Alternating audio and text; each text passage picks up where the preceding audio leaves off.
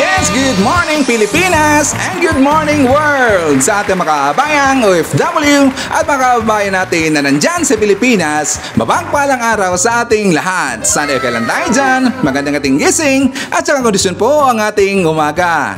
Mga kababayan ko, lagi pa itong i-remind sa inyo araw-araw na sana every morning mag-pray touch ng Panginoon. Magpasalamat tayo na ngayong araw ay gumising ka pa, huminga ka pa at saka napanood mo ang vlog ni Sir Ivan. Okay? Magaling sa mga kabayan para magiging blessed tayo the whole day. Sa mga nakakabi dyan, sa mga nag-breakfast, sa mga nandyan pa sa kanilang mga trabaho at kagawa na po galing sila mga trabaho, welcome dito sa ating panibagong episode, panibagong balitaan dito sa ating channel sa Jelrebe TV kung saan mga kabayan, pag-uusapan natin yung mga kagabi dyan sa Pilipinas, mga nangyayari po sa loob at labas ng politika at pag-uusapan rin natin ang mundo po ng showbiz. Welcome mga kabayan, kasama niyo pa rin si Sir Ivan, ang ginawang radyo ng ating mga kabayan, pero hanggang ngayon ay bulol pa rin. Sa mga kabayan, kumusta ang lahat? How are you today? Well, pasensya po kasi wala tayo kahapon, absent si Sir Ivan, kasi nga Sunday mga kabayan. Alam niyo na po yung Sunday dito sa Saudi. Pag Sunday dito, parang Lunes dyan sa Pilipinas. Napaka-busy po mga kabayan. Kaya nga, kasi nga marami ito yung tinapos po ng mga projects, mga reporting natin. Kaya nga pag-uwi natin to sa bahay mga kababayan, medyo late na, so nagpahinga lang po si Sir Ivan. But don't worry po, don't worry, kasi babawi tayo ngayong araw kasi marami ito pag-uusapan, mga viral at saka mga init po ng mga issue. Like for example, doon po sa isang kalbo, yung retired na police mga kababayan na napakainit yung ulo talaga kasi nga meron siyang siklista po na sinapak at saka bumunot siya ng baril at saka kinasan yung baril mga kababayan.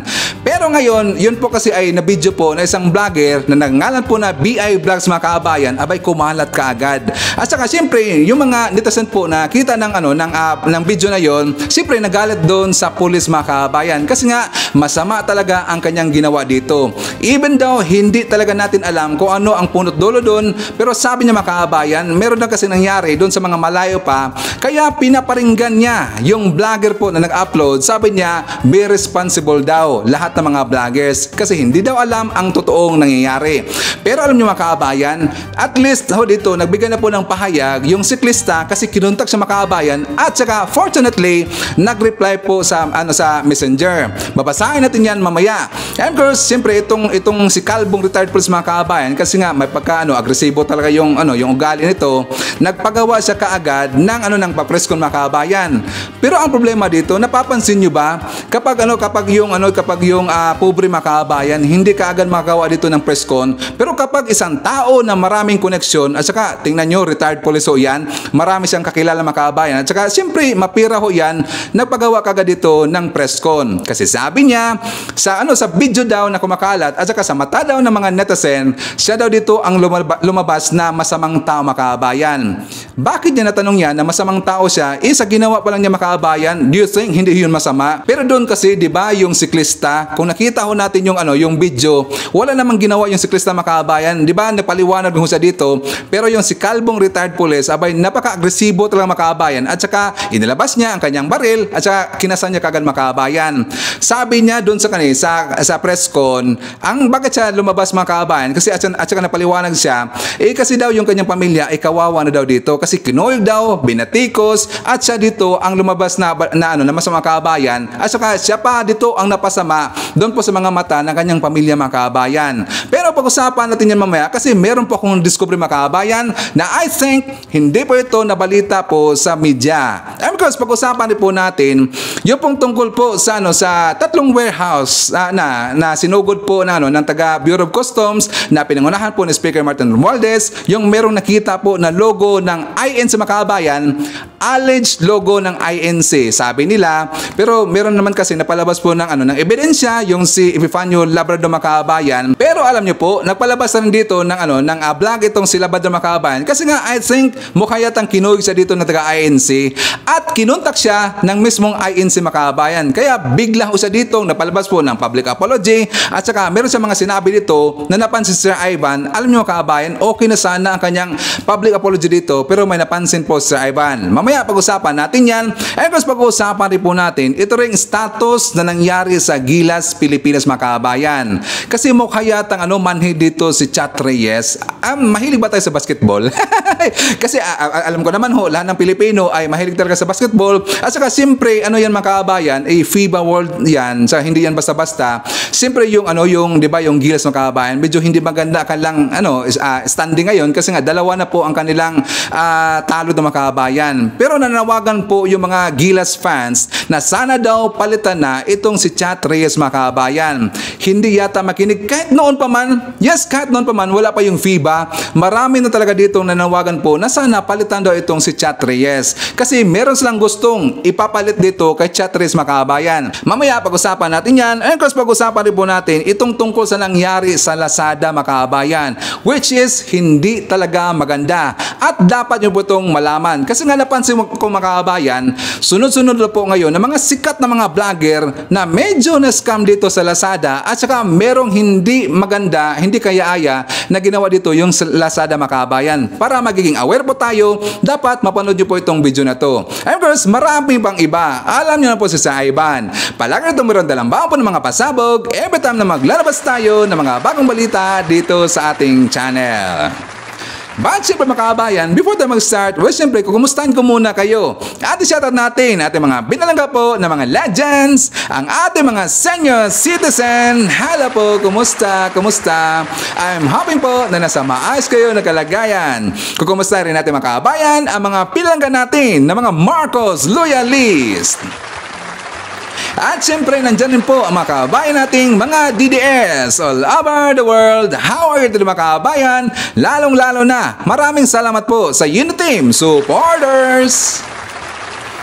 And of course, thank you so much sa ating mga returning viewers, mga solid supporters to ni Sir Ivan, mga sukid sa channel. Thank you so much. At maraming salamat syempre doon po sa mga viewers na hindi nag-skip ng ating mga commercials. Sana kayo ng lahat mga kaabayan ang hindi po mag-skip ng ating commercials kasi dyan po nabubuhay ang ating channel. Again, thank you so much. Syempre, i-welcome po natin ang ating mga viewers, mga new subscribers nga pala mga kaabayan, mga bagong pasok dito sa ating channel.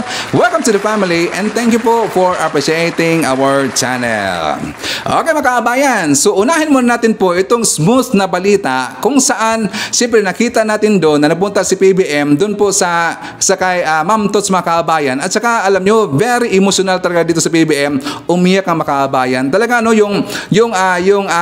nakinig ako sa speech po ni PBM mga kabayan, talagang tumulo yung luha ko kasi nga napakasayang talaga ni Ma'am Tots Ople. Malaki po ang ambag niya sa Pilipinas mga kabayan in terms po sa mga OFW, marami sa ditong natulungan talaga. Kaya nga, ang tingin po dito ni PBM kay Ma'am Tots Ople mga kabayan ay isang bayani. So, for more details, let's watch this. Bayani ang turing ni Pangulong Marcos kay Migrant Worker Secretary Susan Ople. Nagbigay pugay ang Pangulo sa mga kontribusyon ng namayapang kalihim. Nasa frontline na balitang yan, si Maricel Halili. Mismong si Pangulong Bongbong Marcos ang sumalubong sa mga labi ni Migrant Workers Secretary Susan Tots Ople nang ihatid ito sa Kalayaan Hall sa Malacanang kaninang umaga para sa necrological service. Kasama ang pamilya at mga kapwa gabinete, isang misa ang inihandog sa kalihim. Isa-isa rin nilang binasbasan ang labi ni Ople.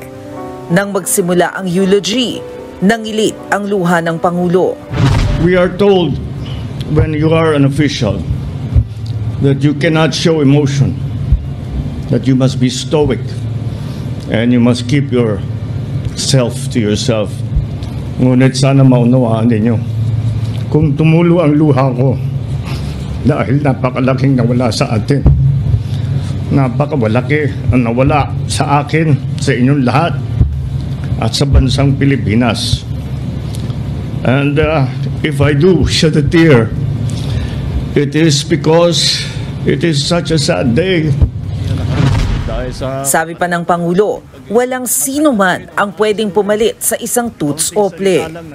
Ngunit habang iniisip ko, hindi na ako natutulog, iniisip ko anong kapalit. Wala, hindi mapapalitan si Tots. Maghanap tayo ng kasing galing niya, pero wag na tayong umasa na mapalitan si Tots, na mag-substitute na magkakaroon ulit tayo ng toots na ilalagay ulit natin. Kahit daw kasi hindi pa siya nagtatrabaho bilang kalihim ng Department of Migrant Workers, hindi maikakaila na advokasya na niya ang pagtulong sa overseas Filipino workers. Dahil dyan, sa event ng National Heroes Day kanina sa libingan ng mga bayani, sinabi ni PBBM na maituturing ding isang bayani si Ople. Walang pagod aniyang inialay ng kalihim ang kanyang buhay para itaguyod ang kapakanan ng mga OFW na itinuturing na modern-day heroes. Nagpasalamat naman ang anak na si Estelle sa pagkakatalaga kay Secretary Toots bilang kalihim kahit na nasa stage 4 na ang cancer nito. Bago nga raw siya pumanaw, nabanggit pa nito ang plano na magtatag ng cancer funds para sa OFWs. She told us po na she wanted to serve you at least until December. She said that if she is given the time by the Lord, she feels that it would be enough to set the groundwork for the Department of Migrant Workers so that whoever will succeed her will not have a hard time. Matapos ang necrological service, binuksan naman ito para sa public viewing. Agree talaga ako doon, makabayan, na marami talaga or malaki po ang naimbag dito ni Ma'am Toots Ople sa mga OFW. Marami siyang natulungan, mga kabayan. Kaya sa tingin po ng mga OFW, itinuturing po namin si Ma'am Toots na isang bayani, mga kabayan. So again, sayang no? Sayang talaga si Ma'am Toots, mga kabayan. Pero anyways, punta naman tayo sa ibang usapan, mga kabayan. Siya nga pala. Bakit na pumunta doon sa ibang balita, mga kabayan? Alam niyo ba na meron ng fixed date ito mga Pinklawan, mga dilaw, mga kabayan, mag-people power sila this coming September 21. Yes, September 21, kabayan, kasi ipinoso ito at saka kinumpirma rin po ito ng ibang mga Pinklawan. Sabi, like for example, dito ni Just Mary, sabi niya, please save the date. September 21, people power is stronger than the people in power. People power is stronger, mga kabayan. Siguro noon, kasi marami pong nauto po ng mga tao, mga kabayan, yung people power na ginawa na noon, well, hindi na yan epektibo ngayon, mga kabayan. Like for example, bigyan natin siya ng example dito. Yung sa Ninoy Aquino na day, mga kabayan, iilan lang po ba ang nagpunta doon ng mga dilawan? Napansin ba natin? Like for example, dyan sa picture, mga kabayan, mas marami pa ho yung revolto kaysa mga nagpuntahan doon. Di ba? Nakakatawa talaga eh. At saka fixed date na daw, September 21. Kasi nga nagpapadala sila dito sa sinabi po niya itong meron kasi nagpost, mga kaabayan, itong si Sir Manuel Lacerna Jr. Tingnan nyo, gin-share ko pa yan, mga kaabayan. Sabi ito ni Manuel Lacerna Jr., sabi niya, mga kaabayan, mag-people power tayo kung sakaling ayaw bumitaw sa kapangyarihan ang mga hindi naman natin ibinoto. Magpakatatag tayo, huwag mangamba. People power is more powerful than people in power. Tingnan natin, mga kaabayan, kung marami pa ba ang sasama sa kanila, kasi nga sa tingin ko dito parang liit na lang tayo, mga kaabayan.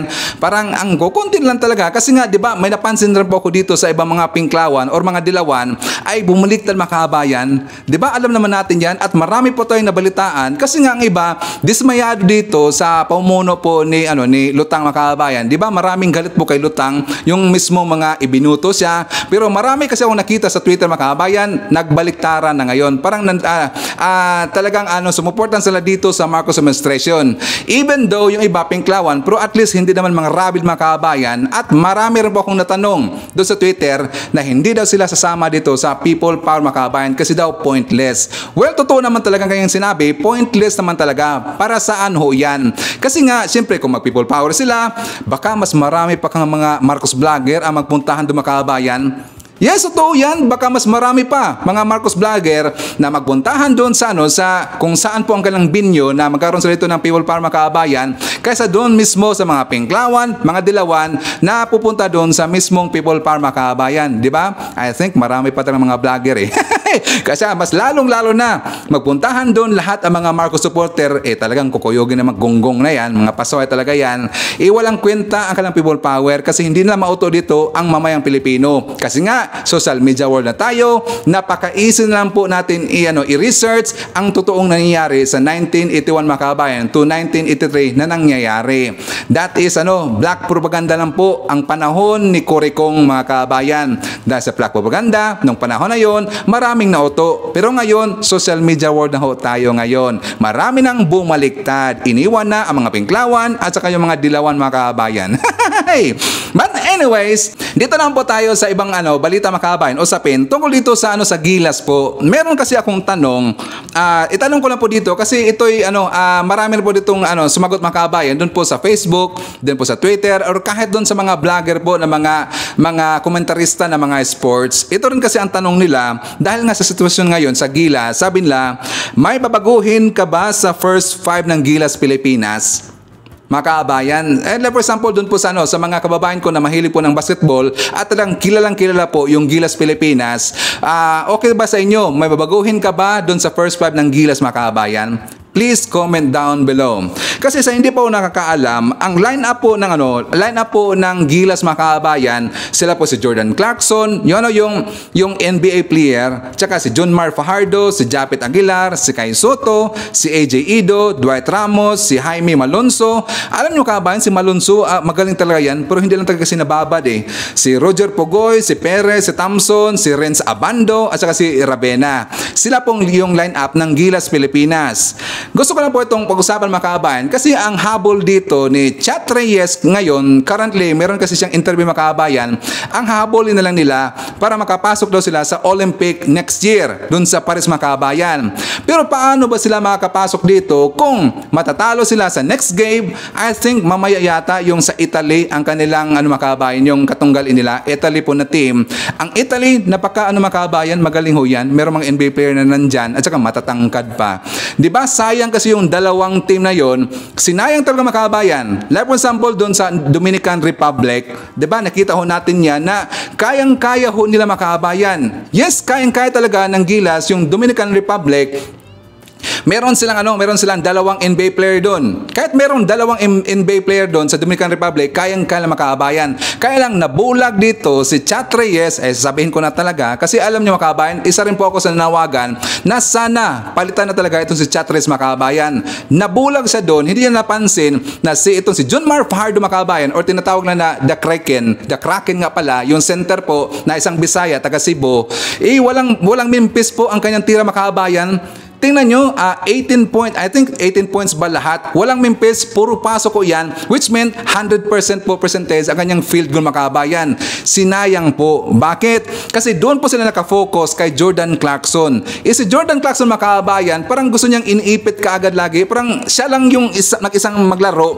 Kaya kapag mapasa niya yung bola, medyo gipit na makabayan. Pero sana man lang, dito kay Chat Reyes, titingnan rin po niya yung ibang mga player mga kabayan.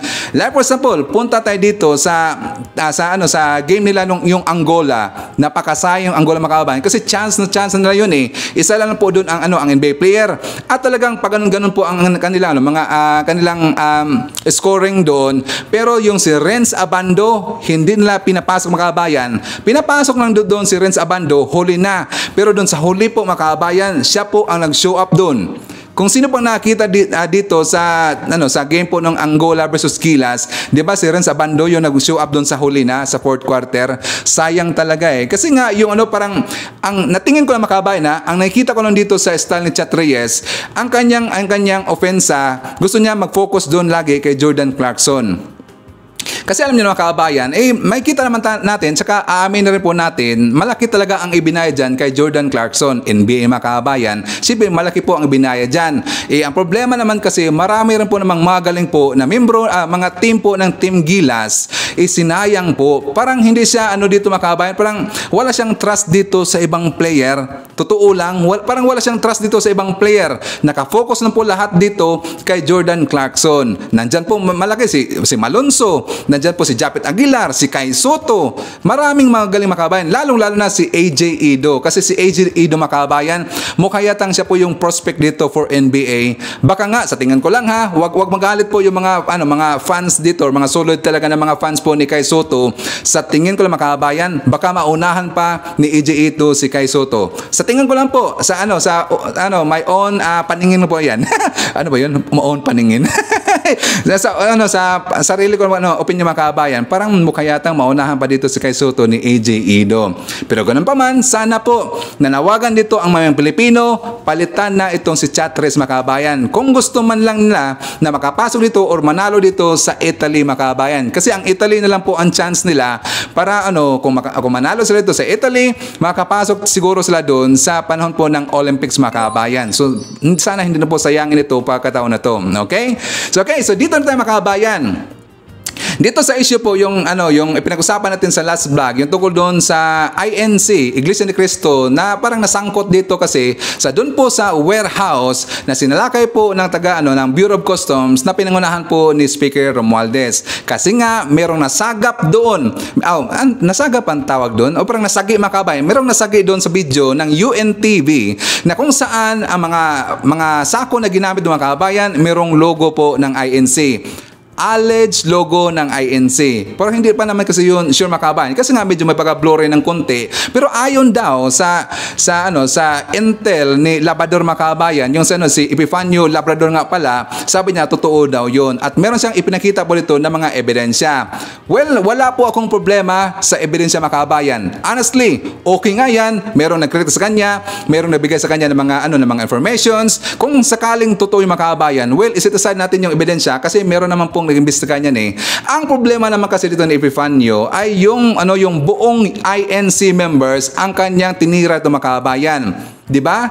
Alam ko maraming nagalit doon Sir Ivan sa pagdepensa ko dito sa INC kasi marami ditong galit po sa INC mga kabayan. Alam ko 'yan. Ayaw ko lang sasabihin pero kayo lang po magbasa doon sa mga comment po sa last vlog natin, makikita ninyo 'yun po mga akusasyon tungkol dito sa INC. Ayaw ko pong sabihin dito sa mismo mga kabayan ako magsabi kasi hindi maganda yung wordings eh. Pero kayo lang po magbasa doon. Kaya nga 'yun po ang hindi ko nagustuhan. Kasi marami po ditong, honestly, marami po itong matitino po na mga membro po ng INC. Pero alam naman natin mga kabayan, amin na po natin, saka meron na mo talaga mga pasaway po, mga bulastog po talaga na mga membro po ng INC, alam naman natin yan. Kasi sa isang grupo mga kabayan, meron talagang pasaway diyan. Like for example, sa ating classroom, siyempre nag-aaral naman tayo, sa buong classroom, napaka-imposible talaga at wala tayong makita na walang pasaway po na isang estudyante mga kabayan. Meron talaga yan. Meron talagang pasaway po na estudyante. So katulad po niyan. Like for example, yung pasaway na estudyante mga kabayan at saka magawa siya dito ng mga hindi maganda na mga gawain. Ang ibig sabihin, damay na dito ang buong classroom. Di ba hindi mga kabayan? Kasi nga yung pagkakamali ng tao, nakafocus na po yan sa isang tao mga kabayan. Individual ho yan. So hindi po, kaya nga nag-react ako doon sa sinabi po ni Labrador na sana wag niyang lahatin dito kasi ang ibang mga membro, mga matitino ho yan. At ibang mga membro, walang alam ho yan mga kabayan. So anyways, ipapakita ko muna sa inyo mga kabayan yung ginawa niyang vlog. Kasi nga bumalik na siya dito at gumawa siya dito ng public apology kasi sa feeling siya mga kabayan. At alam niyo ba na parang meron siyang utang dito sa INC? Yes mga kabayan, kasi nga membro niyang mismo niyang auntie ang tumawag sa kanya, mga pinsan niya at meron pang iba na mga membro po ng INC ang tumawag sa kanya na ipinaalam sa kanya mga kabayan na noong panahon na nagkasakit pala siya, itong si Epifanio Labrador, INC pala ang nagbayad po sa ospital mga kabayan.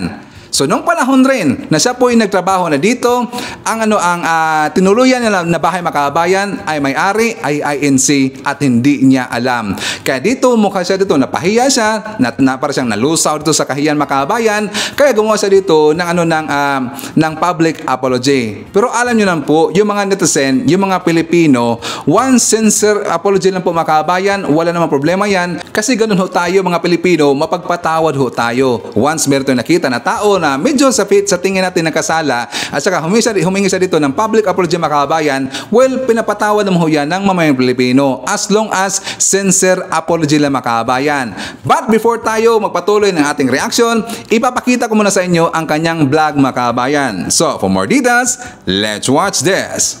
Sabi nila, mga iglesia daw sila. Ayaw ko na pong banggitin yung pangalan ng tita ko dahil ayaw niyang ipabanggit. Ito nga, katatapos lang namin mag-usap. Totoo, yung aking tiyahin ay umiiyak. Pati yung aking dalawang pinsan. Ayun nga, tungkol nga sa ang aming pinag-usapan ay tungkol nga sa ating tinalakay. Tinalakay natin tungkol nga sa Iglesia ni Cristo. Nasabi niya sa akin na hindi daw ganun ang Iglesia ni Cristo. At sinabi rin niya sa akin na baka naman sineset up ka lang para masira ka. Pinaalala niya sa akin nung bata pa ako. May naikwento siya sa akin. Nung ako daw ay nasa 3 years old. Dahil nga sa walang maibayad ang aking ina sa hospital, may isang Iglesia ni Cristo daw na tumulong para ako ay kumbaga ay masalba. Hindi ko po alam yun. Ngayon ko lang po nalaman, niwento po sa akin ng tiyahin ko. Dahil nga sa wala akong maibayad, dahil nga sa, siyempre, sa edad ko na 17 na naghahanap pa lang ng mapapasukan, hindi ako pinersa. Hindi ako nakapagbayad ng 3 buwan. Pinaalala rin niya sa akin na yung tinirhan ko pala na yun ay Iglesia ni Cristo. Sa madaling salita, hindi ko kasi alam eh. So, siguro, hindi naman siguro kabawasan sa pagkalalaki ko kung ako ay ihingi ng dispensa. At sabi ng aking tiyahin, huwag maniwala sa mga natatanggap mo na balita. Ganun pa man, bilang pagrespeto ko sa aking tiyahin at bilang pagrespeto ko na rin doon sa mga taong nakatulong sa akin noon na hindi ko alam mga Iglesia ni Cristo pala yun. Mahirap para sa akin na kasi pero bilang isang tunay na lalaki, kung mali man ako, tatanggap ko.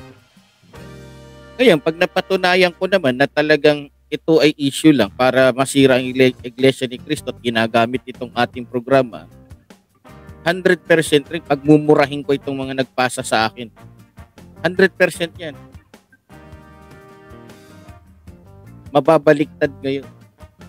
Mapatunayan ko lang na sinisiraan lang pala ang Iglesia ni Cristo sa akin. Katakot-takot din ang sasapitin nitong taong ito na nagpapagamit sa mga kalaban para manira ng ibang biliyo. Ang akin pong sinasabi dito ay ayon po sa aking pinagkakatiwalaan na informe. Ngayon kung ginagago ko, tinatarantado ko nito, ibang usapan yun. Alang-alang sa magandang nagawa sa akin nung iglesia na yun na nagligtas pala sa akin bata pa ako. Alang-alang sa kanya, uobserbahan ko, titignan ko talaga ang pinakaugat at layunin ng Iglesia ni Cristo. Kung bakit natayo iyan. Ngayon, hindi sa ako ay naduruwag o ako ay natatakot sa pwedeng gawin sa akin ng Iglesia ni Cristo. Ang aking pong inaalala dito, yung aking tiyahin. Sapagkat naniniwala po ko sa sinasabi ng aking tiyahin kaysa doon sa nagre-report sa akin. At mas matimbang pa rin ang dugo. Ganun pa man, nasaktan ko po yung damdamin ng pamunuan ng Iglesia ni Cristo. humihingi po ako ng patawad. At sana'y maintindihan niyo po yung aking sitwasyon. Pero sana mapatunayan ko sa aking mismong mga mata na ang Iglesia ni Cristo ay tunay na mga lingkod ng Diyos. Sana mapatunayan ko sa aking mga mata na ang Iglesia ni Cristo ay hindi nagpaparami para magkapera. Ngayon, mga kababayan, ang totoo, hindi po ako nagbubura. Hindi po ako nagbubura ng na-upload ko na. Dahil unang-una, sayang. Dahil may income na po siya. Pero alang-alang po sa aking tiyahin at sa mga taong nakatulong pala sa akin noon na hindi ko alam na mga Iglesia ni Cristo pala yun. At para na rin na mabigyang daan ang aking pag-uobserba at pagmamasid sa totoong layunin ng Iglesia ni Cristo, ay buburahin ko po. Kung si Rapi Tulfo nga tumatanggap ng kamalian, ako pa kaya? Sino ba ako? Kung tutuusin, wala naman akong kwenta. Ako po'y nadala lamang ng aking mga nabalitaan at sa mga pinasa sa akin. Oh, 'di ba? Kumpirmado na siya ay Rapi Tulfo supporter, mga kababayan. 'Di ba? At least 'di ba sakto ang aking analysis dito nung sa mga tininan ko ang kanya mga previous na mga live, mga kababayan, kasi palaging bida doon si Senator Rapi Tulfo. Anyways, okay naman talaga ito si Senator Rapi Tulfo as a senator lang, but not for president, mga kababayan. Kaya nga, 'di ba? In-explain ko na ho 'yan kasi nga medyo may pagka mainitin ng ulo kasi itong si Senator Rapi Tulfo, kaya hindi maganda para sa kanya na maging presidente, mga kababayan. So 'di ba? Confirm Senator Rapi Tulfo supporter itong si Epifanio Labrador. So yun nga, mga kababayan, sa akin walang problema ho yan. Apology accepted talaga. Anyways, hindi naman siya sa akin nagkasala. Doon po siya nagkasala sa mga INC members. Pero alam ko po, yung mga INC members, napakabait ho yan. Talagang mapagpatawad po ng mga tao yan, mga kababayan. INC members pa, napakabait ho yan. So sana nga alam po, wala problema doon sa kanyang inilabas po ng mga ebidensya. Maganda ka nga yan, mga kababayan, di ba? At least malalaman natin dito ang totoong nangyayari. Pero alam nyo, ang hinintay ko dito, mga kababayan, si Katonying po, si Anthony Taberna, isa na magpalabas sa dito na ng kanyang kung ano ba ang kanyang mga nakita dito sa nangyari, mga kababayan. Doon po sa warehouses, 'di ba? Siguro hindi natin alam, baka totoo talaga na meron pong sako-sako doon na merong imprenta po ng Iglesia ni Cristo. At least dapat dito aalamin ho ito ni Katonying, mga kababayan. Bakit? Malaking advantage po si Katonying. Marami siyang kakilala diyan sa sa Bureau of Customs, sa mga kapulisan natin, or kahit sinong tatawagan niya, mga kababayan, makakuha kaagad ng information itong si Katonying. Sana hindi po manahimik dito si Katonying, mga kababayan. May nakita po ako na live po ni Katonying kanina, pero ang kanya pinag-usapan doon tungkol na po dito sa Gilas, mga kababayan, at saka doon po sa road rage na nakita na nag-viral po yung retired police. Yun lang po ang kanyang pinag-usapan, saka doon lang siya nakafocus, mga kababayan. Pero nakita ko po doon sa kanyang post din sa kanyang community na baka daw bukas magla-live sa, mga kababayan. So sana po, hopefully, mapag-usapan ito ni Katonying. At saka kapag baka hindi po alam ito ni Katonying, mga kababayan, please i-share po ang ating video, ipaabot natin doon kay Katonying, mga kababayan, para po maklear dito ang pangalan po ng INC. Kasi kapag manahimik dito yung INC, mga kababayan, alam naman ho natin yan kung saan ang last na information na ating nasagap, doon na po mga kababayan. Doon kasi, di ba, ma-confuse lahat, baka totoo talaga ang sinabi dito or yung claim po ni Epifanio Labrador, kasi alam nyo, kababayan, yung meron kasi tayong kasabihan, kapag kayong yung alleged kasinungalingan ay ulit-ulitin ho yan, magiging totoo yan, mga kababayan. Nagets ba natin? Yung mga alleged na na kasinungalingan, kapag ulit-ulitin ho yan, magiging totoo yan, mga kababayan. Kaya dapat lang, panawagan ko dito sa mga INC members, huwag nyo po itong ihang. Dapat meron kayong ilabas dito na statement galing po sa inyong pamunuan, sa inyong mga head, at saka dapat ipalabas kaagad. Huwag yung ihang, mga kababayan, para clear po ang inyong pangalan. Kasi nga, nakikita ko doon sa last vlog natin, marami pong galit dito sa INC. Well, I don't know the story, mga kababayan, kababayan. Honestly, I don't know the story sa INC, kung mayroon bang nangyayari noon, kung ano bang mga nangyayari dyan sa loob. Honestly, wala kong alam dyan. Ang nakikita ko lang po, yung mga siyempre yung mga nakasama ko, nakilala ko, at saka matagal kong nakasama ng mga INC, mababait naman po sila mga kababayan. Kaya yung mga nag-akusa po dito sa INC, well, sa kanila na yun, pero at least, siyempre, bigyan natin ng chance po na mag-explain dito yung INC. At ito na po ang pagkakataon po ng taga-INC na mag-explain dito, at saka si Katunying makabayan. Okay? So before mag-jump po sa ating next topic, syempre set up natin po ating mga solid viewers, mga silent viewers, at yung mga viewers po na hindi nag-skip ng ating mga commercials. Thank you so much. At siyempre, shoutout po natin ang mga channel member na sila Cosmo Defender, Free Escalante, Russell T. Rowell, Bia Vivar, at saka nandyan po si Ma'am Belgrace Holmes. I-shoutout natin si Dulcie Gambua Galion from Port Reche, Florida, USA. Hi to Rolando Ulay Diaz-Agpawa, Emily Timaho, M.E. Hi to Lynn Gonzalez, Elma Banyaga, Rose Guevara, Faye Brunula. Nandyan po si Mary Umura, Arceli Guevero, Jeline Kiaso, Army Lagaso, hi to Edgardo Canonigo, Salvacion Mendoza. I-shoutout natin si Ryan UV from Virginia, USA. Also to Carclia, Sensitive Beer, Redler, Trexie, Lily, Judy, Redwan.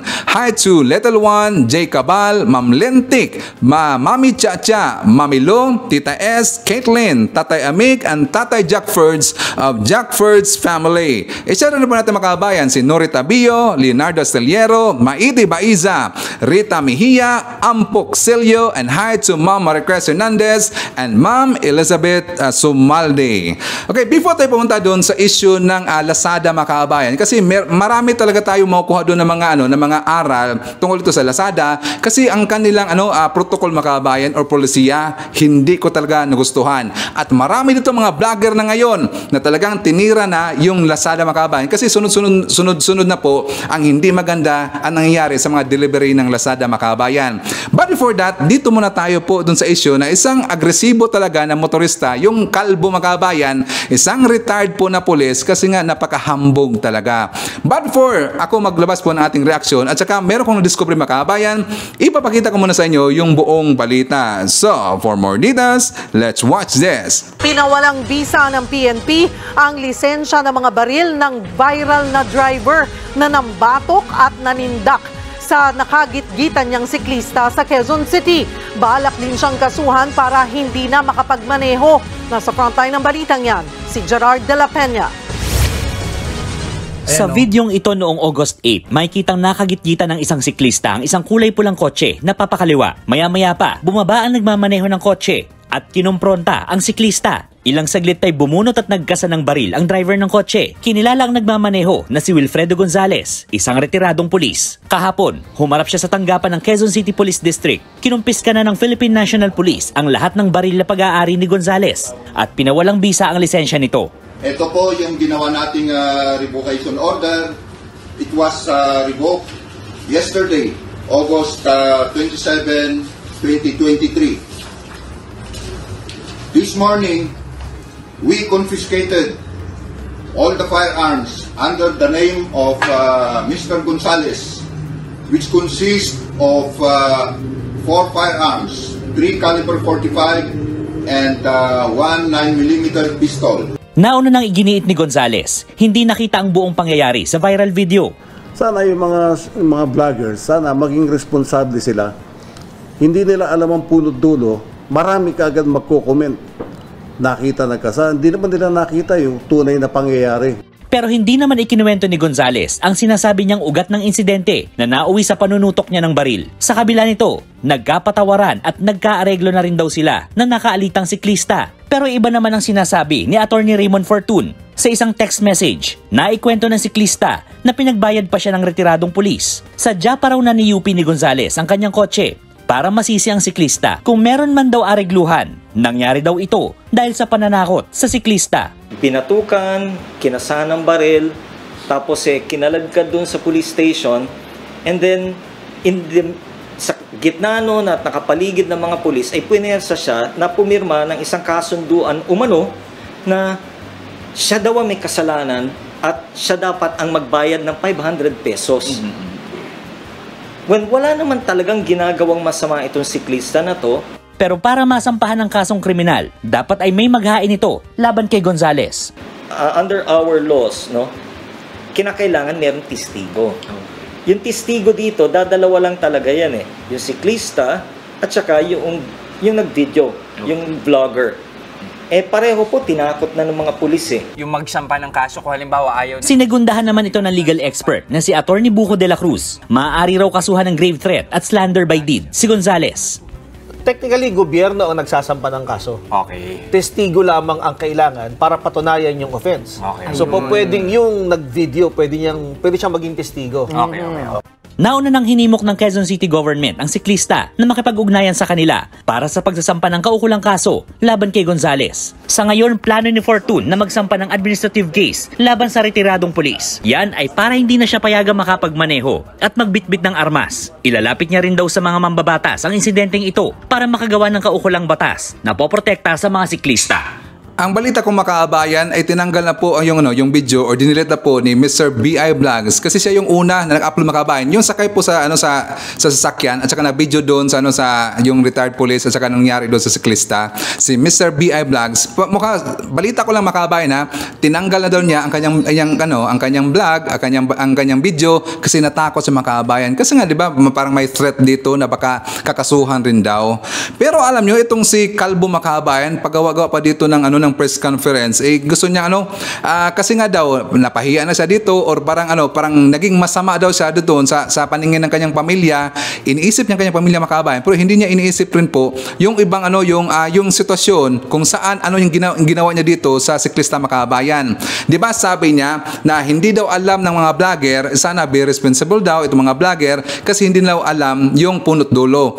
Pero ini-stop niya makaabayan, 'di ba? Pinost niya kaagad, hindi niya explain kung ano ba ang toong nangyayari before po sa video makaabayan. Pero ang totoong nangyayari po, kasi ito ang nagsabi po yung siklista, di ba sabi niya, or dito na tayo sa second po dito sa kanyang comment, sabi niya, pinapalabas niya kasi binangga ko, di naman nangyari yon. Saka nasa loob siya ng bike lane, kaya tinapik ko ang sasakyan niya kasi mahulog na ako sa gutter. Pagdating niya sa unahan, tumigil siya. Pinagmumura niya ako kaya di ko na pinansin. Nagulat lang ako na sinundan pala niya ako tapos ginawan pa nila ng mga yupi yung kotse na di ko naman ginawa. Ika nga, fabricated evidence. Ikaw ba, kaya mong mayupi yung bubong ng kotse na nasa bike ka tapos nasa left side pa? Di ba mga kaabayan? Parang para siyang pinagtulungan dito, talaga lang. Kasi nga itong pulis na ito makaabayan, kasi nga maraming koneksyon ito, maraming kakilala, pero nagtataka ba kayo kung bakit siya na-dismiss sa kanyang posisyon makaabayan? Na-dismiss mo sa kanyang trabaho. At least dito nalaman ko kagad. Pero alam nyo, makita naman kasi ito doon po sa mismong platform po ng pnp.gov.ph doon sa Google Makabayan. I-check nyo lang po, pnp.gov.ph at saka hanapin nyo ang pangalan nito, Wilfredo De Hoya Gonzales. Nakita natin dyan Makabayan, dismissed o siya. Dismissed o siya last 2000 nga pala yan. Bakit ko nalaman yan? Kasi meron pong isang netizen dito na nakita po ng balita na yan at saka siyempre na-research niya Makabayan ang nangalan po si Joji Villanueva Alonso. Sabi niya, pwede naman siguro ako mag-post di naman ako vlogger. Well, let the photo speak for itself. Yung photo ni Makabayan, yung galing po sa pnp.gov.ph, sabi niya, Gonzales was ordered dismissed by the Office of the Ombudsman along with 10 others including his station commander in 2000, last year 2000. For releasing 2 Chinese nationals in exchange for 650,000 Makabayan. Tingnan nyo, the exchange for 650,000, inirelease nila yung mga Chinese nationals. So, dyan po nasangkot itong si Gonzales Makabayan. Kaya siya, dinispis po dyan doon sa kanyang trabaho sa police. Diba? Binayaran sila ng 650,000. Ano bang kaso niya Makabayan? Hindi ko lang alam, parang bribery ba yan? Or I'm not sure ha. Hindi naman kasi ako, hindi naman kasi ako magaling po sa mga batas Makabayan. Pero, siyempre, alam natin yan, parang corrupt ng ganyan eh. Corrupt na talaga na police ng ganyan eh. Di ba, Gonzales, corrupt na pulis na ganyan? Alam mo yan, pero kayo, binayaran pala kayo eh. Kaya ka pala na-dismiss. Ano nyo kabayan? Ito lang po ang aking advice dito sa mga kababayan natin ng mga motorista. Sana bawasan natin yung pagka mainit ng ulo. Lalong-lalo na kapag mahilig tayo mag-drive at saka na-drive tayo dyan sa labas, bawal pong mainit yung ulo, mga kababayan. Kasi nga, alam naman ho natin, once lalabas tayo dyan sa daanan, meron talaga mga pasaway po ng mga drivers na mga kababayan. Tinatawag natin yung mga kamote drivers. Diba? Mahilig magitgitan, parang ang ibang mga kababayan, halos ka na, masagi ka na, di ba? Pero bawal talaga yung mainit ng ulo kasi nga, meron tayong napaka-famous po na phrase, mga kababayan. Ito po, napaka-importante ito. Bawal ang pikon. Ang pikon, talo. Yan po ang rules dyan sa daan, mga kababayan. Ang pikon, talo talaga. So yun siguro si Mamang Kalbo, retired police na siguro umit yung ulo, mga kababayan. Hindi natin alam kung anong totoong nangyari. Kaya lang, ang bawal doon, ang hindi magandang ginawa niya, inagpalabas siya ng baril, mga kababayan. Bawal na bawal ho yan. Lalong-lalo na, ikinasa niya kaagad, that is grave threat, mga kababayan. Diba? So sana po, dikdikan nyo ng maraming kaso itong si Mamang Kalbo kasi agresibo, humingi siya ng public apology dito, pero meron kasing pero at saka but, mga kababayan. Di ba kasi once na yung sincere po na tao na mag-public apology, mga kababayan, wala nang explanation o yan. Public apology dito, wala nang but, wala nang pero, kasi ganito, kasi ganyan, sorry, pero ganito, kasi ganyan, hindi maganda ho yan. Dapat kung ang sincere apology, wala nang explain. Dito na sa sorry. Pasensya po sa aking nagawa, hindi ko na ulitin yon at ito po, itituwid ho natin to. Pasensya po sa lahat. Yun po ang totoong public apology. Hindi yung sorry sa lahat, pero ang nangyari ganito, maraming explain, pangit ho yan, hindi maganda yan. Alam nyo naman po yung mga kababayan natin, very sensitive ho yan. Once, maganda yung once kasi na sa tingin po ng mga netizen, sincere po ang pag sorry mo, well, madali ho yan magpatawad. Pero kapag yung public apology mo ay hindi maganda, may sense po na parang napaka agresibo pa rin, mga kababayan, hindi ka talaga papatawarin yan, di ba? Anyways, bago mag-jump po sa next topic, mga kababayan, shoutout na rin natin si Mama Maria Cristina Manimbao. Hi to Molly Bautista, Teresita Kainglet. Hi to Shane Sibal, Angelita Holsinger, Cecilia Chan, and Jojo Chan. Hi to Ruby Gonzales, Evangelista, Arnolfo Mangay. Hi to Aurora Ildefonso, Alex Rosario, Dom Bricky from Italy. Hi to Edna Niket. Nandiyan na po kasama natin si Oasis of the North from Yambu, KSA. And happy birthday kay Geraldine Joy De Vera. That is greetings from Julia De Vera, and hi to Ma'am Gloria Santera.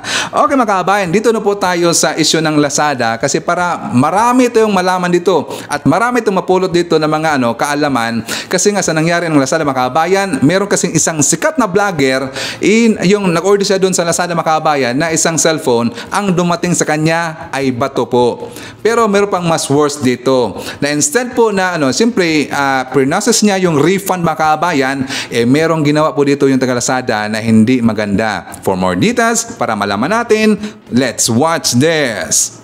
Okay, unang sa lahat muna guys, ito yung in-order ko. Okay? ZTE V40S na 6128. Natuwa ako kasi from 10,999, 7,599 na lang. So, mura ko siya nabili. At saktong-sakto yan sa susunod na video sana natin dahil alam ko magugustuhan nyo to. Binili ko siya sa mismong flagship store ng ZTE. Talaga in-expect to. Mag-edit sana ako ngayon eh. Anyway. So, pag tinignan ninyo yung store, pag in-open natin, flagship store, kita nyo naman. Hindi ako bibili sa hindi flagship store. Yan ang napaka-logical na rule of thumb dito sa Lazada. Kapag bibili ka hanggat maaari, Lazada flagship store, Lazmall. Okay? Para alam mo na, safe ka kapag bibili ka. Okay? Pero parang hindi na ngayon. Parang nawala yung peace of mind ko na kahit sa Lazmall flagship store ako bibili, safe yung item na matatanggap ko. So Lazada, sana nakikinig kayo, no? Hindi dapat nangyayari to. Hindi ko sinisisi ZTE store. Ang sinisisi ko dito, hindi naman sinisisi pero yung feeling ko talaga, nagpalit ng item, hindi na yung ZTE. Hindi CTE. Hindi nila sisirain reputasyon nila para sa 7,599 pesos. Ang dami nilang binibentang magagandang phone. Kita nyo naman. Diba? Ang dami nang bumili sa kanila. And personally, nakakausap ko yung ZTE. Nakakausap ko sila kapag merong bagong Nubia. Alam niyo naman yan. Pero this time, gusto kong bumili sa kanila, maging normal customer. Yun nga, yung bibilin sana natin, yung V40S nila. So again, hindi sila pinag-suspetsahan ko. Hindi sila. May tiwala ako sa ZTE. At ito yung isa siguro sa lesson na natutunan ko dito. Kapag may na-receive ka yung item, buksan nyo agad. That's it. Kasi nung na-receive ko yung item, kailan ko ba ito na-receive? August 21 siya na-pack, tapos ready to ship. Okay? Tapos, August 22, na-pick up na siya ng Lex. Okay? Nakalagay dyan, May Kawayan. So yung sorting center, May Kawayan. Makikita nyo naman, departed from sort center, arrived at sort center, May Kawayan. Okay? May Kawayan. Sort center. So pakita ko sa inyo yung box, guys. Para lang maintindihan niyo sinasabi ko na hindi yung ZTE yung sinisisi ko dito. Ito siya, guys. Ito yung sinasabi ko sa inyo. Ba't hindi ZTE yung sinisisi ko? Kita nyo yung box. Keemstar. Hindi Keemstar sinisisi ko, ha. Hindi Keemstar. Pinalitan yung box. Feeling ko lang. Pinalitan yung box. Kasi hindi ko naman sa Keemstar in order, eh. Hindi sa kanila. So, Keemstar, hindi ko kayo sinisisi dito, ha. Na-drag lang yung name nyo kasi yung box na ginamit, Keemstar. Okay. Isa pa sa mga kailangan ninyong tandaan, guys. Kagaya na sinabi ko kanina, pagdating nung item, i-open nyo sa harap nung nag-deliver sa inyo. Yung nag-deliver sa amin, ano na yun, trusted na namin yun. Ilang taon na sa amin nag-deliver yun. Nag-deliver na sa akin na laptop, napakadaming cellphone, at iba pang mga appliances dito sa bahay. Trusted na namin. Wala siyang kinalaman dito. Okay? Ang humahawak lang dito sa flap na to, ay itong tape na to. Ito lang yung ginupit ko. Yan lang yung ginupit ko. So, ayun. Kinakabahan na ako nun. Tapos, nung makapako yung item sa loob, mas lalo akong kinabahan kasi hindi hugi cellphone. Bilog. Tapos maliit. So, isa pang red flag dito, guys, kapag mag-order kayo ng cellphone, lalo na yung sa akin, maliit lang eh. Ang isang red flag pa, ang laki ng box. Ang laki ng box sa dumating. So, medyo mag-isip na kayo kapag ganun. Kasi usually, kapag dumarating sa akin ng phone na in-order ko sa Lazada, nakaano lang siya, yung mismong phone na mismo, na naka-bubble wrap. Ay, maliit lang. Pero ito, malaki. Malaki. Ang problema lang kasi talaga, sobrang tiwala ako ng mga time na dineliver to. Talagang pagkatanggap ko, inilapag ko lang somewhere sa baba ng bahay namin, kung saan ko nilalapag lahat ng mga nadi-deliver sa akin. Tapos sabi ko, tsaka ko na yan i-open. Yung mga nakaka-receive ng bato, imbes na cellphone, masakit talaga. Lalo na kung pinag-ipunan natin ng pera. Mas naiintindihan ko na ngayon. So, Lazada. Sana matigil na to. Sana matigil na to. Gusto kong ipakita sa inyo na nag-reply na yung Lazada sa refund request ko. So, remember, nag-submit na ako ng refund kanina. Agad-agad yun. Before ko gawin or i-shoot yung video na pinapanood nyo kanina, nag-request na ako ng refund. Okay, so ito guys yung result. Pakita ko sa inyo para alam nyo lahat. Ayan. Kita nyo? Your refund request has been declined. Please see the reason below. Reason, insufficient proof. Okay, number 1, ang kulang sa part ko ay hindi ko na videohan yung pagtanggal dun sa bubble wrap. Ang naipakita ko sa inyo kanina ay yung B-roll na pinapakita ko nung ina-unbox ko na yung mismong box. Nung ginupit ko yung tape na umaalalay dun sa flap ng mismong box, yun ay sinend ko. Yung ina-unbox ko na yung bubble wrap ng bato. Sipag nung sipag nung nagpalit ng phone na yun. Talagang binubble wrap yung bato eh. Yun ay sinend ko sa Lazada. So, para sa kanila, insufficient yun. Okay? So, yun ang kulang sa part ko. Hindi ko na hindi ko na-videohan yung mismong pagtanggal sa bubble wrap. Siguro iniisip nila, baka pinalitan mo yan. Malamang, di ba? So, pangalawa, yun na medyo nakaka-disappoint guys. Tingnan niyo yung oras. Initiate ko yung refund 5:53 AM. Direject nila 6:29 AM. Grabe. Napakabilis. Walang isang oras guys. Walang isang oras na reject na. Kasi nga, insufficient yung proof. Kawawa naman yung mga customer Lazada. Bakit naman ganun? Sana mag-imbestiga pa kayo ng mas matagal. Kasi willing kami maghintay. Kami mga customer. May ibalik lang yung pera namin. Isipin nyo, 7,599 pesos ko. Wala na.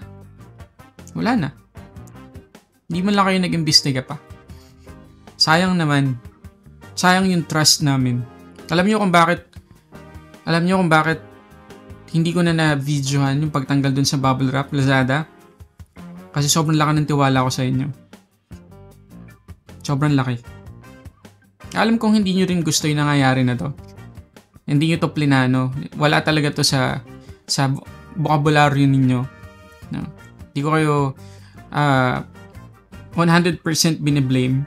Pero may mali din kayo, syempre. Kasi dapat dagdagan nyo yung protocol nyo. Una sa lahat, sa mga sorting center, lagay nyo ng CCTV or maglagay kayo ng additional step para ma-secure yung item ng mga customer ninyo. Kahit madagdagan pa yung waiting time namin sa delivery, okay lang. Basta ang darating sa amin ay yung mismong item na in-order namin. Yun yung importante. Okay? Meron na mga note dito guys. Ayan, may note dito na file another refund request then attach additional proof. So, ibig sabihin, pwede pang mag-send ng additional proof. Pero, tingnan nyo to. Dito sa baba, ayan, merong modify request. So, pipindutin ko yan. Babalik ako dito. Pipindutin ko yung refund request. Paulit-ulit lang. Ayan, umiikot lang tayo, guys. Wala nang ibang buttons dyan. So, wala na. Wala din. Hindi rin ako makakapag-request ng refund or return. So, ito pa isa sa mga kailangan ninyong ayusin, Lazada. Wala na, oh. Kawawa naman ng customer nyo. Kawawa naman kami. Sayang yung pera. Paano kung 20k? Yung pinambayad ko sa phone, wala na. Wala na. Ganun-ganun lang yun. Masakit yun. Masakit sa amin yun, Lazada. Nakaka-disappoint. Wala na yung pera ko. 7,599, wala na. Makabay, no? Nakita natin sa kanyang mukha yung pagkadismaya talaga eh. So, listen, learn ho ito.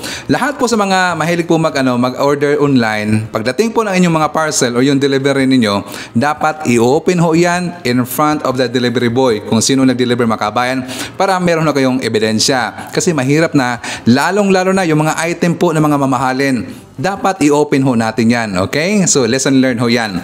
So, i-share na rin po natin mga kabayan si Ma'am Josefina De Vera from Toronto, Canada. Nandiyan rin po kasama natin si John Ray Bolambao at Juanita Pino. Hi to Myla Saldo, Shane Sibal. Hi to Evangeline Milbar from Clarin, Misamis Occidental. Hi to Erickson Tismo Vlog from Kuwait. Henry Idon, Lito Bongalan, Emiliana Andino, and hi to Kalapating Gala. Shoutout natin ang mga membro ng Hope of God Church sa Hong Kong Bohol Care Group. Siyempre, nandiyan rin po si Orel Remigio. So, yan po yung mga nakalap ng mga balita, mga kabayan. Kung nakaabot ka po sa portion na to, sana nakapag-like na ho tayo. Libre po ang mag-share, libre din ang mag-subscribe. So again, maraming salamat po mga kabayan sa mga viewers po na hindi nag-skip ng ating commercials. Thank you so much. At before natin tapusin ating programa ngayong araw, sana sabayan nyo si Sir Ivan para sa ating live messaging prayer. Dear Lord, I offer gratitude for this gift of life. Grant me the courage to overcome challenges, the wisdom to make mindful choices, and the kindness to uplift others. May my actions reflect my true intentions, and may my day be filled with purpose and joy. Guide me through the journey ahead, and may I find blessings in every moment. Thank you for another day to grow and learn. Amen. So maraming salamat mga kabayan, and I hope to see you again on my next video. BBM Sara, BBM Sara, pagkakaisa patungo sa ginhawa. BBM Sara, BBM Sara, para sa kinabukasan naming mga bata. BBM Sara, BBM Sara, walang imposible na kapag nagsama-sama.